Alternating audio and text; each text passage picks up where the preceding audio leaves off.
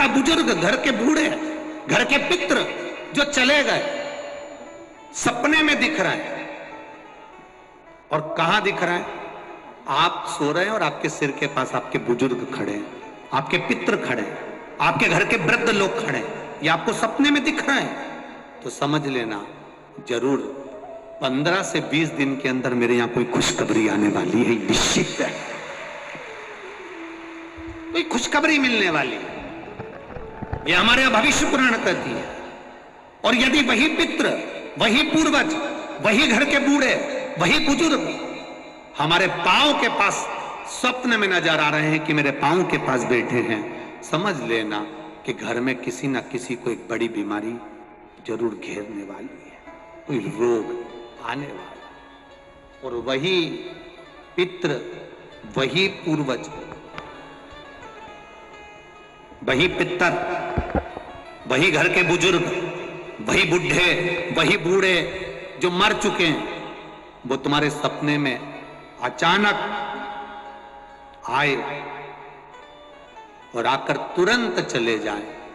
तो भी समझ लेना कि कोई कष्ट आने वाला था, पर वो ज्यादा समय टिकेगा नहीं, तुरंत चले जाएगा, ये निश्चित। फिर वर्णन किया भविष्य पुराण में, मान लो घर के बुजुर्ग, घर के पितर,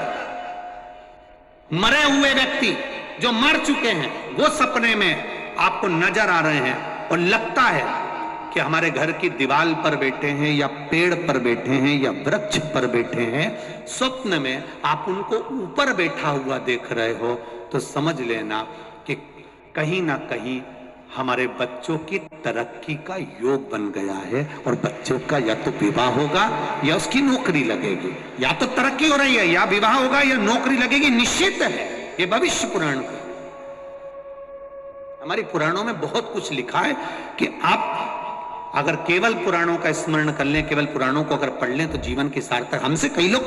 कई प्रश्न करते हैं, आप जो बताते हो वो क्या शिव पुराण में है? हम कहते हैं एक बार दिल से गीता प्रेस गोरखपुर की शिव पुराण लीजिए और आराम से बैठकर पढ़िए, एक एक शब्द पढ़ना कि काली मिर्च क्यों चढ़ती है, बेलपत्र क्यों चढ़ती है, दुर्वा का प्रयोग कब होता है, सफेद दुर्वा का प्रयोग कब होता है, भगवान को भस्म किस समय चढ़ाई जाती है, भस्म भी कितने प्रकार की होती है, भस्म का स्वरूप कितना होता है,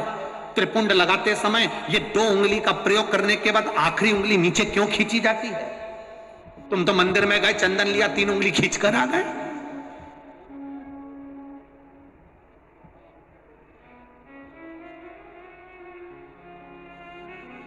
उसको समझो कि उसका कारण क्या है। 2 उंगलियां खींचने के बाद 1 उंगली का चंदन नीचे जब तीसरी उंगली से आता है, तो हम नीचे कितने भी नीचे अगर खड्डे में भी जा रहे हैं और कर्जे में भी जा रहे हैं, नीचे की उंगली अगर हमने बाद में लगाई है, तो हमें ऊपर उन्नति की सीढ़ी पर महादेव चढ़ा ही देता है। ये निश्चितता है त्रिपुंड लगाने की,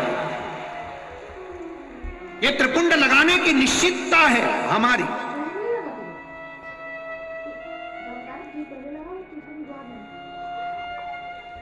हम दुनिया से पूछ रहे हैं, साहब कर्जे में हो गए, साहब कर्जे में हो गए, बहुत कर्जा है, बहुत कष्ट है, कर्जा कैसे चुकेगा, कर्जा कैसे चुकेगा, हमने ये पूजन कराई, हमने वो कराया, हमने वो कराया, हम महाराज के पास गए, हम वहां पहुंच गए, हमने वहां पहुंच गए, कोई कहता तुम्हारा घर बंधा है, कोई कहता तुम्हारी दुकान बंदी है, कोई कहता कोई भूत लग गए, कोई कहता ये लग गए, कुछ नहीं लगा,